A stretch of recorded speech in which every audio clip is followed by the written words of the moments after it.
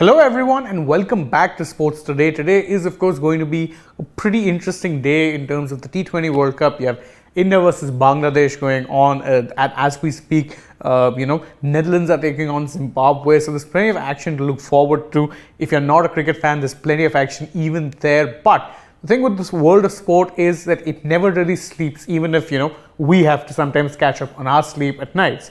So whilst it is that you were asleep or perhaps even watching, there were quite a few interesting things that happened, and to actually recap those events, we are here to bring you a nice little update of, the major news that you might have missed. So without any further ado, let's get underway. You have Rohit Sharma, the Indian skipper, who actually said something pretty interesting about, the captaincy challenges, or more specifically, the challenges or the biggest challenge that he has faced when he's captain. Now, he said this in, of course, a Twitter video. It was a bit of a snippet put it out by, Star Sports for, of course, a little bit of promotion of the show that they'd be doing with, of course, Rohit Sharma. And in that, he said that, the biggest challenge for me when you talk about captaincy is how to address the problems of different players. He said why that's important is because, look, every player has a different way of dealing with things and every individual is unique. So if I have to solve the problems of two different people, I have to be receptive to how it is that they would want me to address it, how it is that I should be talking to them, because again, they're different people. So for him, that is what he says is the biggest challenge of his captaincy career up until this point, and one of the biggest learnings that he had. Doubters, of course, for a fact, Rohit is a pretty candid individual, so that should be one fun conversation when it does drop. I know I'll be looking out for it. I hope you guys are as well. Maybe we can have a chat about it later on sometime. But of course, cricketing news aside, there is plenty of other events going on. And don't forget, yesterday night, being a Tuesday night, was a Champions League night. And, we've reached the business end of I wouldn't say the tournament, but of the group stages, because again, we're at that point where the group stages are now coming to an end, and you saw some interesting results last night, although truth be told, not too many results that actually impacted, who qualified and who got knocked out. Bayern Munich, well, they ended up registering an easy win, but again, the only noteworthy thing about their win was the fact that it means that they have won 6 out of their 6 group games. They'd already qualified for the group, or rather out of the group, but this win just puts an exclamation mark on how dominant it is they've been this season in Europe's top competition. It's doubly impressive when you consider they were also in a group that featured Inter Milan as well as Barcelona. So it's not like they were in some easy group. They weren't in an easy group and they still won 6 games out of 6. They're through to the next round. Liverpool, on the other hand, ended up also registering a 2-0 win over Napoli. But despite the fact that they beat the Naples-based side, Liverpool will be qualifying as the second place group. Why is that important? Because if you finish first, then theoretically you get a slightly easier draw. Liverpool won't be getting that easy draw, but again, so far this season hasn't been an easy one for Liverpool, and I think I'm pretty sure they take the challenge on the chin. But that being said, there were a few matches that did decide who stayed in and who stayed out.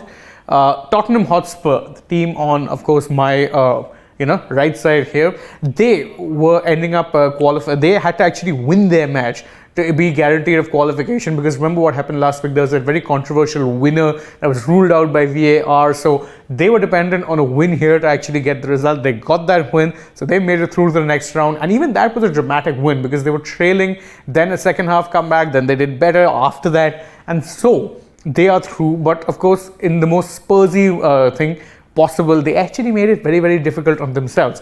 Yet perhaps the biggest surprise of this Champions League so far is the fact that this team here, Atletico Madrid, are actually out of the group stages. And not just that, they're not even making it to the Europa League. They finished last, dead last in their group, and that's after they ended up losing their final group game to Porto. Now, it does raise a lot of questions over, the future of Atletico Madrid, the future of their manager, Diego Simeone, and, what it is that they've been trying to do in recent times. It's something that definitely deserves a deeper talk, and I will be actually bringing you that talk later in the day, because it's pretty fascinating to analyze this team.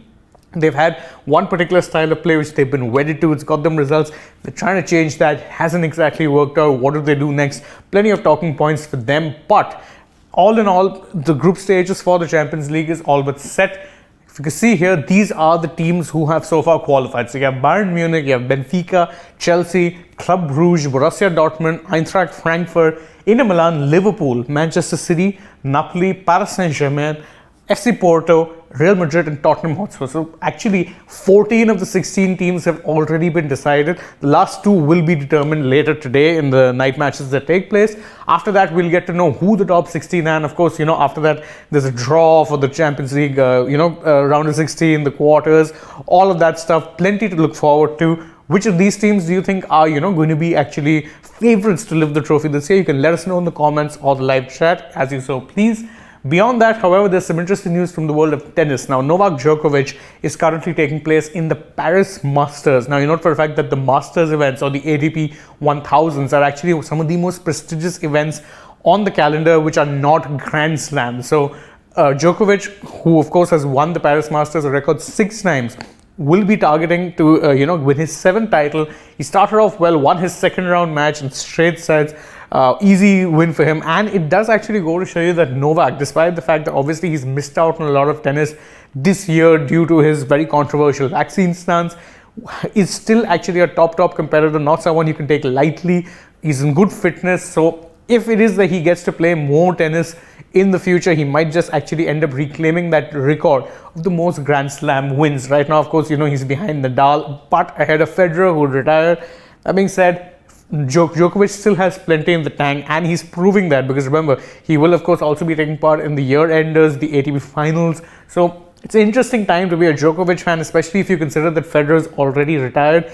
And Nadal, despite the fact that he's not officially retired, is struggling with injuries, dealing with a lot of issues, might eventually retire and will eventually retire. But of course, that time might be coming sooner rather than later. It's a good time to be a Djokovic fan because he might just end up breaking all of those records. And that's it from this particular edition of the Morning Update with Sports Today. Thank you guys so much for joining us. Again, if you enjoy what it is that we do, please don't forget to like the video, share it with your friends, subscribe to the channel if you haven't already, and tap the bell icon so you know when it is we're going live or uploading a new video for you guys. Then you can go ahead and follow us on Instagram, Twitter, and Facebook as well. And last but not least, don't forget to show the hardworking folks at the AajTak app your love by downloading that app and checking out their website. Thank you all so much for joining us. As always, I've been Shane Reyes. I hope to see you all joining us through the day. But for now, goodbye.